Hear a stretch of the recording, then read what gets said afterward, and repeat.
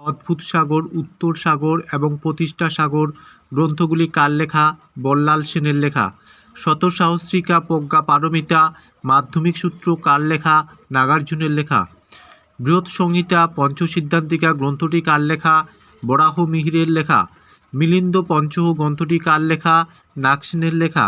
বৃহৎ কথা মঞ্জুরি গ্রন্থটি কার লেখা? ক্ষেমেন্দ্রের লেখা। চরক সংহিতা গ্রন্থটি কার লেখা? চরকের লেখা। অষ্টাধ্যায়ী পাণিনির লেখা। দশকুমার চরিত দণ্ডির লেখা। মুদ্রা রাক্ষস দেবী চন্দ্রগুপ্তম বিশাখ দত্তের লেখা। কিরাতার্জুনীয়ম ভারবীর লেখা। স্বপ্ন বাসব দত্তম ভাসের লেখা। কথা সরিত সাগর গ্রন্থটি সোমদেবের লেখা এবং অভিজ্ঞান শকুন্তলম মালবিকাগ্নিমিত্র মেঘদূত কুমার সম্ভবম এগুলি কালিদাসের লেখা।